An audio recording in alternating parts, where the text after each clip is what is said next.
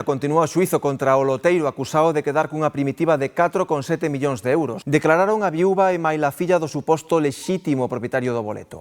Detallou que sempre pasaban o Nadal fora da Coruña e que tamén facían viaxes a varios puntos de España co Inserso. Explicou tamén que o seu marido xogaba con frecuencia e que sempre levaba os boletos feitos con números que ele escollía. Tenía en casa libros con combinaciones y con eso, y era moi de números. A filla concretou que o seu pai xogaba números fixos vencellados a datas de nacemento. Y enseguida me percaté de que efectivamente esa combinación tiene que ver con la fecha de nacimiento de él. Falou tamén do extracto dunha tarxeta de crédito que sitúa o home no centro comercial onde se selou a primitiva millonaria e tamén nun supermercado de San Agustín cando se comprobou o billete na administración do loteiro agora acusado.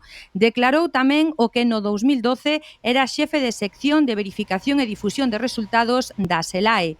El foi quen se desprazou á Coruña para recoller na administración de loterías de San Agustín a primitiva millonaria. Contou que ese día si notou preocupado a Manuel Reija.